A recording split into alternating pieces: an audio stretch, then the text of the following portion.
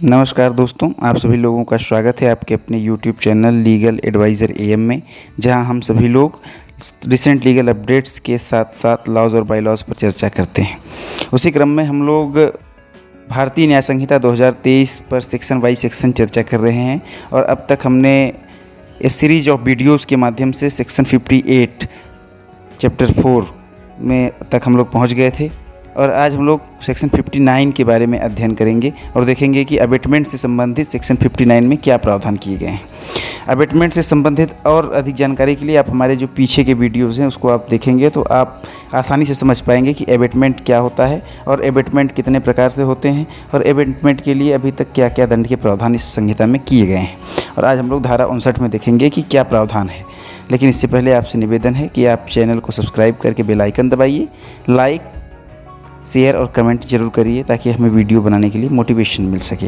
और अगर आपका वीडियो में कोई प्रश्न हो तो उसे कमेंट में ज़रूर ड्रॉप करें ताकि हम आपके उस संदेह का समाधान कर सकें, उस डाउट को क्लियर कर सकें। आइए बिना विलंब के धारा 59 देखते हैं। दोस्तों, धारा 59 कहती है,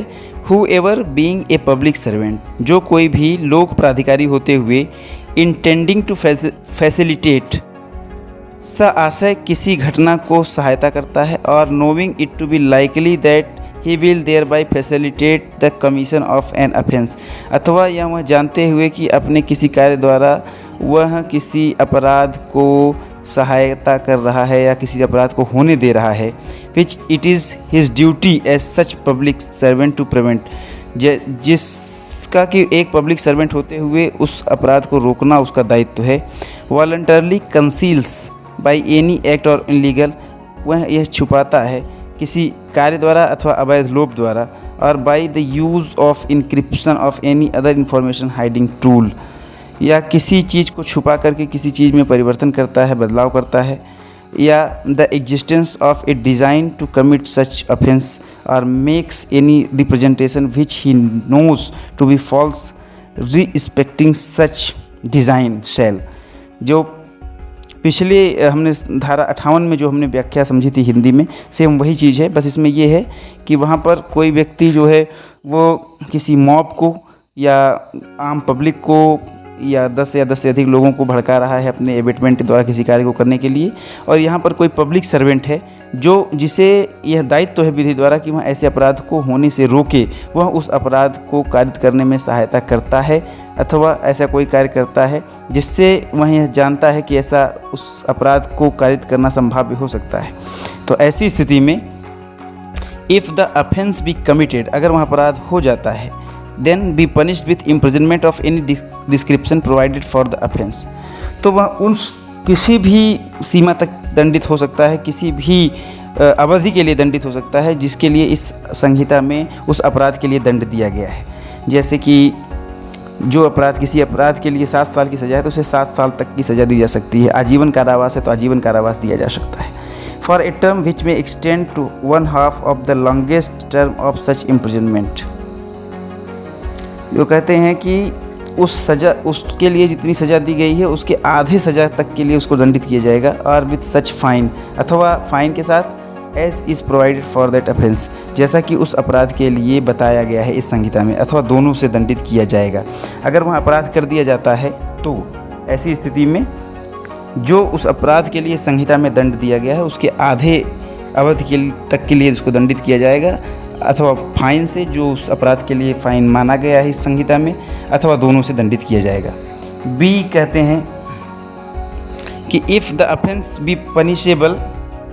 विथ डेथ और imprisonment for life with imprisonment of either description for a term which may extend to 10 years, अगर वह अपराध जो है वह मृत्युदंड से अथवा आजीवन कारावास से दंडित है, अथवा किसी ऐसी अवधि के लिए दंडित है जो अधिकतम 10 वर्ष तक हो सकती है, अथवा if the offence be not committed, और अथवा वह अपराध कारित नहीं किया जा सकता है, shall be punished with imprisonment of any description provided for the offence for a term which may extend to 1/4 part of the longest term of such imprisonment. तो वह अगर वह अपराध कारित नहीं करता है तो उस अपराध के लिए जो अधिकतम दंड इस संहिता में दिया गया है उसके 1/4 अवधि के दंड से वह दंडित किया जाएगा, और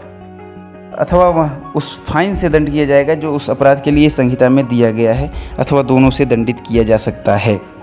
यह इसके प्रोविजंस हैं जो इसमें दिए गए हैं। और ऐसा तब है जब कोई पब्लिक सर्वेंट, कोई लोक प्राधिकारी द्वारा ऐसा कार्य किया जाता है जिसे कि उस कार्य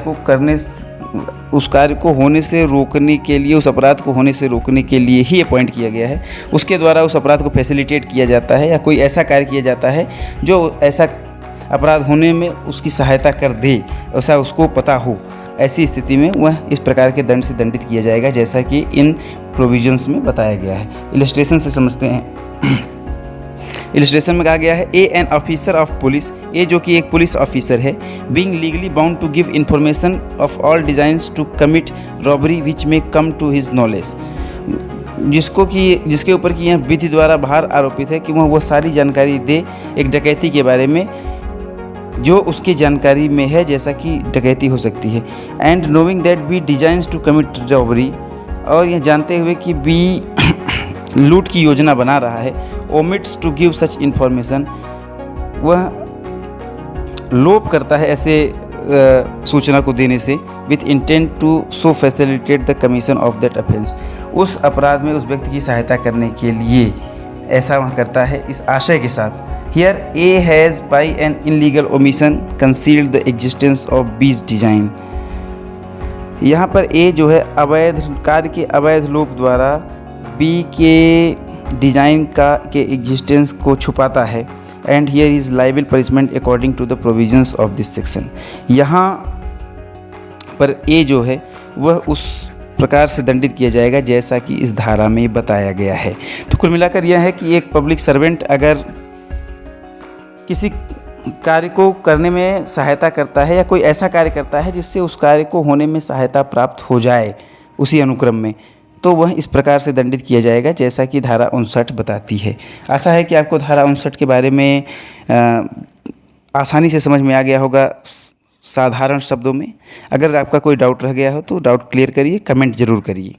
और अब हम अगले वीडियो में मिलेंगे, धारा 60 में देखेंगे कि क्या प्रोविजंस किए गए हैं। तब तक के लिए हमें विदा करिए। नमस्कार, धन्यवाद।